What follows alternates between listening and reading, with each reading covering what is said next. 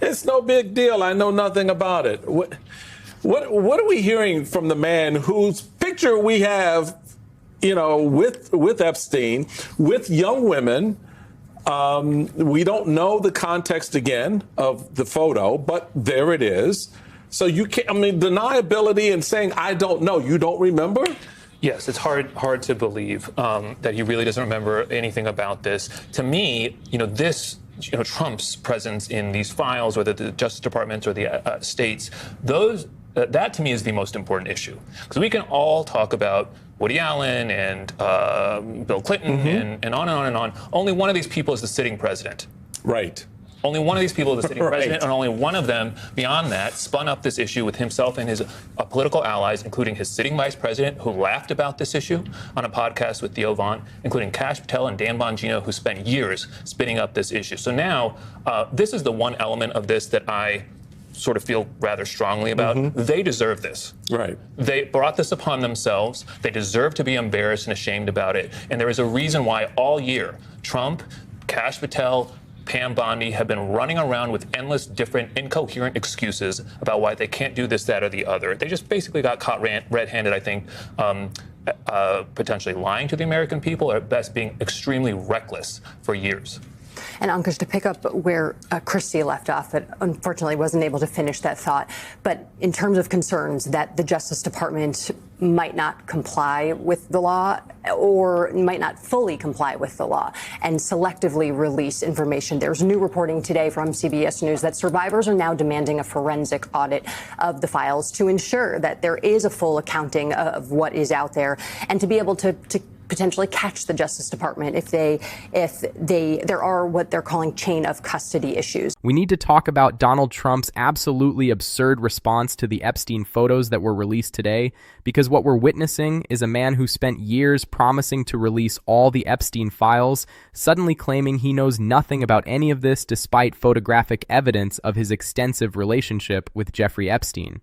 And beyond Trump's transparent lies, there are serious concerns emerging about whether his Justice Department is going to comply with the law or whether they're going to selectively release information while hiding anything that implicates Trump and his allies.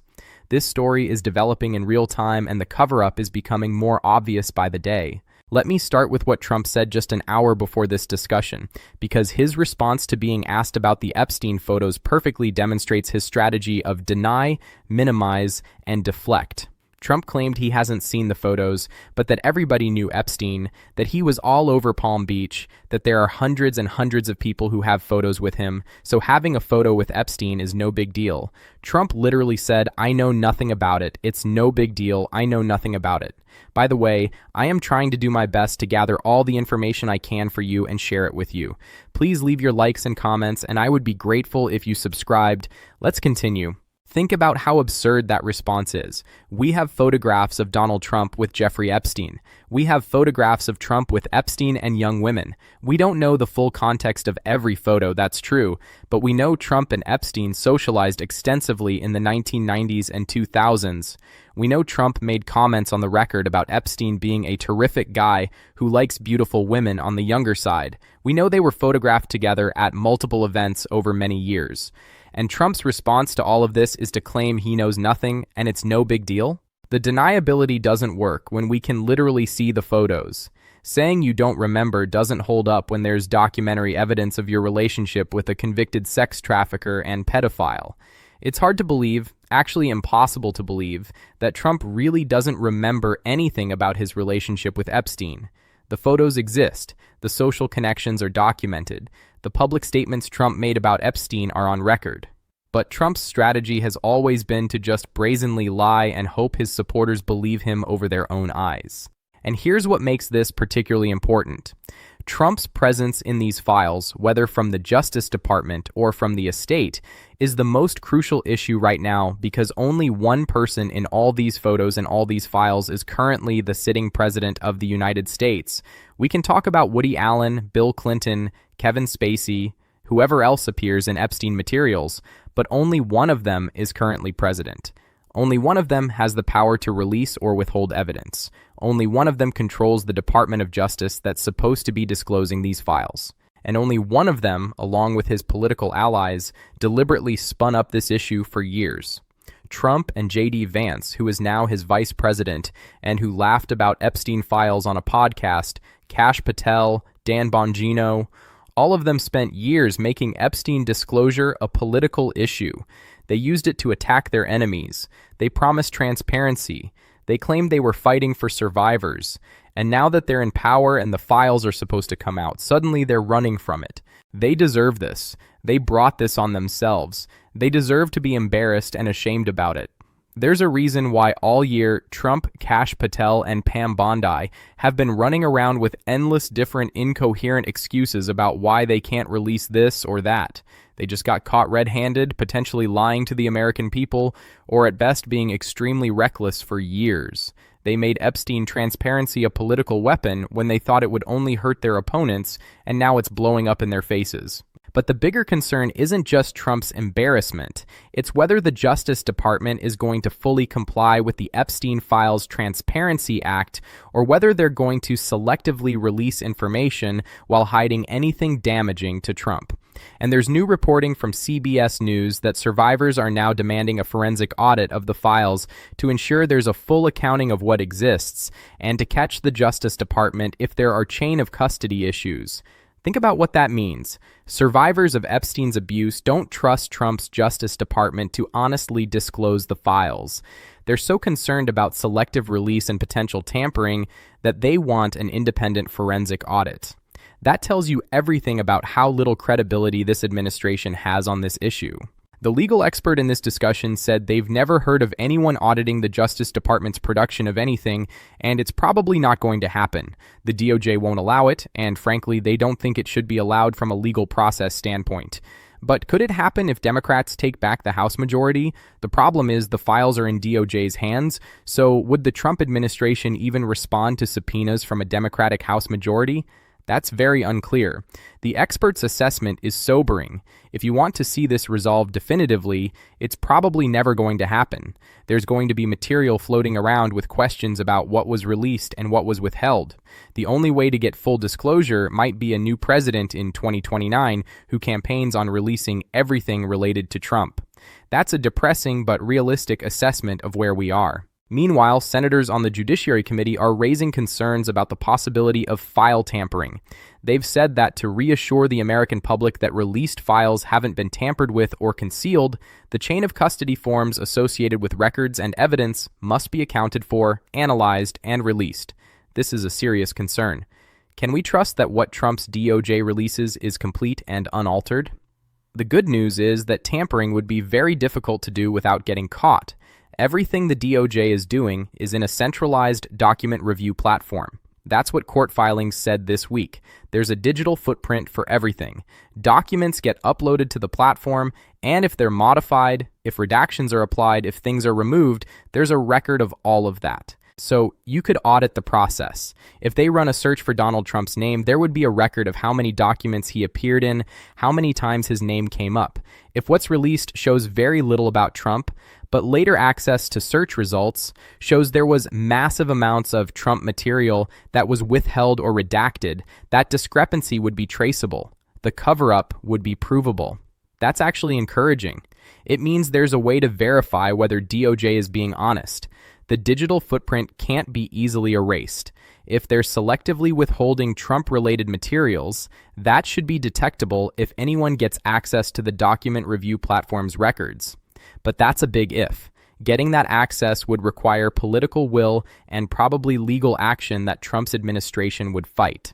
The conversation then shifted to Jack Smith's upcoming deposition before the House Judiciary Committee and the continued withholding of Volume 2 of his report, which relates to Trump's possession of hundreds of classified documents.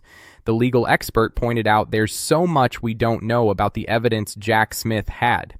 The indictment was thorough, but there's still so much the American people don't know.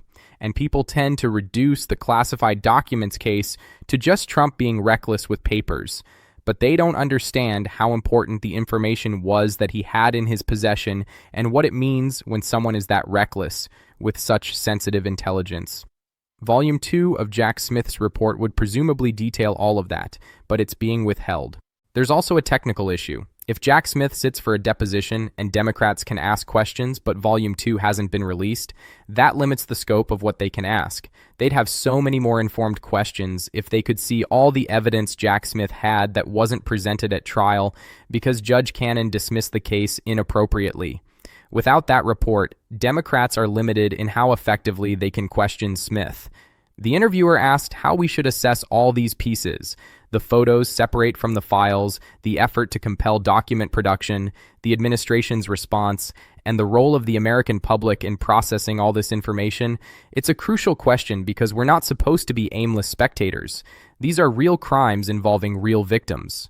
Ghislaine Maxwell was convicted. Epstein died in custody, but now the narrative brings in all these other players, including a former and current president. The expert's answer was really important. They're planning to write about this when the first release happens, but their advice is that people need to be very careful about how they approach raw material produced from the estate or from criminal investigative files. It's very risky to extrapolate information from limited pieces of evidence. If you were properly investigating this, you'd want all the documents, you'd review everything, you'd talk to everyone mentioned, you'd pursue all leads. Instead, material is going to get dumped on the American public, and we're supposed to make sense of it without that comprehensive investigative framework. The expert's sincere recommendation is that regular Americans not attempt to dig through this stuff themselves, but rely on media outlets, particularly outlets with reporters who've been following this story for years and can place things in proper temporal and substantive context. There's real risk of misinterpreting things. That's sound advice. We're about to be flooded with documents, photos, financial records, all sorts of material that requires context and expertise to properly understand. Random people on social media making accusations based on a photo or a single document without understanding the full context could spread misinformation and harm innocent people while potentially missing the real story. But here's what we can say with confidence right now. Trump lied about his relationship with Epstein. The photos prove it. His own past statements prove it. His claim that he knows nothing and it's no big deal is transparently false. Trump and his allies weaponized the Epstein issue for years when they thought it would only hurt their enemies, and now they're scrambling to control the narrative as evidence of Trump's own connections emerges. The Justice Department under Trump's control has every incentive to selectively release information that minimizes Trump's involvement while potentially highlighting anyone else's connections. Survivors don't trust the process, which is why they're demanding a forensic audit. Senators are concerned about tampering, and the digital footprint of the document review process may be the only way to eventually verify whether we got the full truth or a sanitized version. The Epstein Files Transparency Act was supposed to force disclosure. Congress passed it over Trump's objections, but laws are only as good as their enforcement, and when the person who controls enforcement is the same person who might be implicated by the files, we have a massive conflict of interest. Trump cannot be trusted to honestly oversee the release of materials that might be embarrassing or worse for him personally. That's why independent oversight is crucial. That's why the chain of custody documentation matters. That's why survivors are right to demand an audit. That's why senators are right to raise concerns about tampering. And that's why the American public needs to stay focused on this issue and demand accountability. When the files do start coming out, we need to be smart about how we process the information. Don't jump to conclusions based on a single photo or document. Don't spread unverified claims, but also don't accept at face value whatever narrative Trump's DOJ tries to spin. Look for reporting from credible outlets with experienced journalists who understand this case. Compare what's released to what we know should exist. Watch for evidence of selective disclosure or redaction. And remember that Trump's "I know nothing" defense is a lie we can already disprove with existing evidence. His relationship with Epstein was extensive and well documented. His claim that having photos with Epstein is no big deal because lots of people knew him is a deflection. Yes, Epstein knew many people, but not everyone made comments about him liking younger women. Not everyone socialized with him for years. Not everyone had the kind of relationship the evidence suggests Trump had. The photos that came out today are just the beginning. The House Oversight Committee received 95,000 photos and has only reviewed 25,000 so far. They've only released around 80. That means there's vastly more coming. And that's just the estate materials. The DOJ has even more, according to Congressman Garcia. There are bank records that could expose financial networks. There are videos and documents that haven't been disclosed. All of that is supposed to come out under the transparency law. But will it? Will we get everything, or will we get a carefully curated selection designed to protect Trump and his allies while implicating only people Trump wants damaged? That's the fight we're in right now. And it's a fight that matters because survivors deserve full truth and full justice, not a political cover-up disguised as transparency. So stay vigilant. Demand that your representatives push for complete disclosure. Support the survivors who are fighting for an audit. Question everything that comes from Trump's DOJ while they control this process. And remember that Trump's obvious lies about not knowing Epstein are just the beginning of what's likely to be a comprehensive effort to minimize and deflect from whatever the full evidence shows. This isn't going away. The photos are out there. More are coming. The files exist, the bank records exist, the truth exists somewhere in all that material, and whether we get the full truth or a sanitized version depends on whether we maintain pressure and refuse to accept Trump's denials and his administration's selective disclosure. The fight for accountability continues, and we can't let them sweep this under the rug just because Trump is president and controls the agencies that are supposed to be investigating.